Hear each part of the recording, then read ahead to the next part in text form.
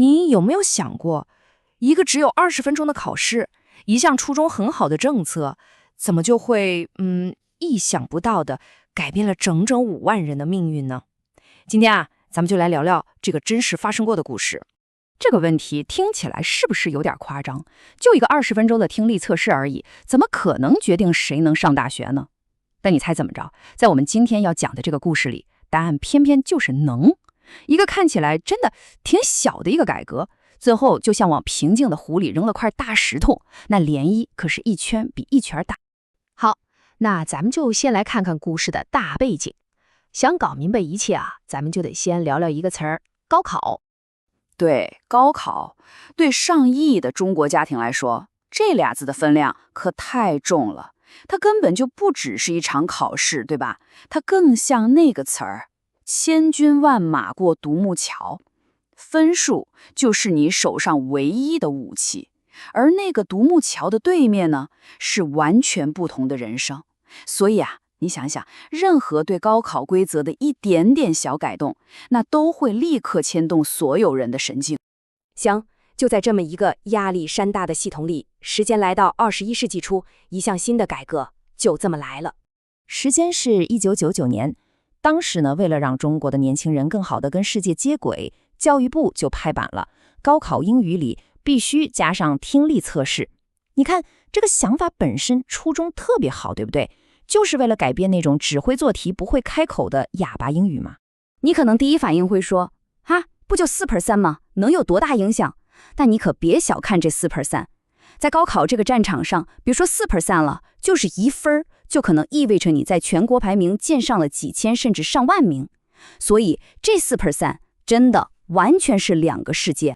那个详早的改革真正在全国推开之后，到底发生了什么呢？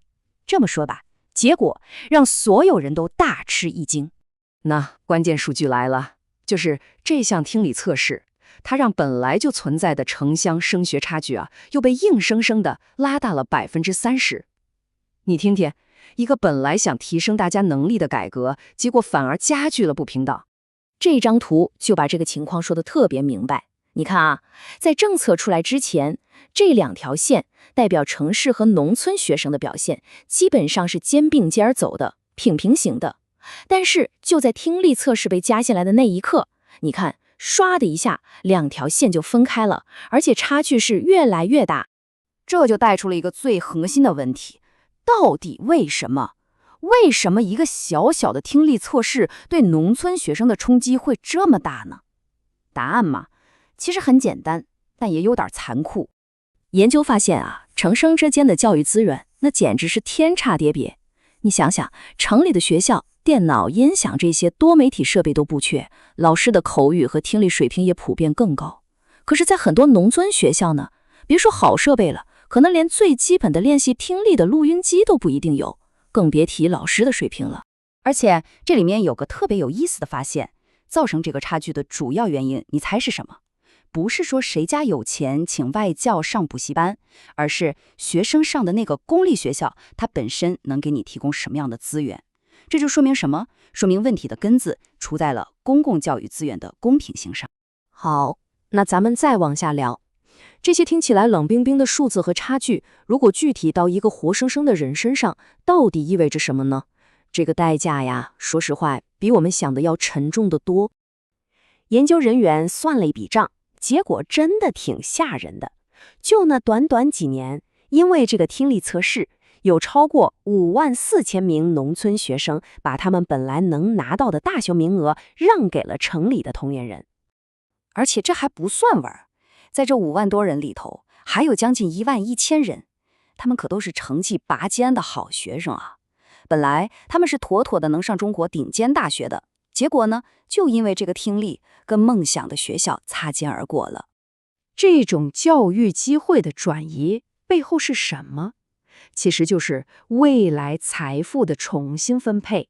有人估算了一下，每年大概有4.5亿人民币的未来收入，就这样从这些农村学生的手里转移到了他们的城市同学那里。好，咱们回顾整个故事，这个案例真的太有代表性了。它到底能给我们今天的政策制定者带来点什么教训和启发呢？这简直就是一个教科书级别的案例了，对吧？它告诉我们，一个好的出发点不一定就能带来好的结果，尤其是在教育这种事关每个人的领域，任何一个新政策都得先想想，它会不会让那些本来就处于弱势的人处境更难。所以说，一边要进步，一边又要守住公平的底线，这真的是一门艺术，也是一个巨大的考验。说到底，这个发生在20多年前的中国故事，其实抛出了一个直到今天全世界的决策者都还在头疼的问题。这早就不是一个考试那么简单了，对吧？它真正问的是，我们到底要怎么设计我们的社会，才能一边鼓励大家去学习面向未来的新技能，一边又能确保不会有人因为自己的出生和起点就在这个过程中掉队了呢？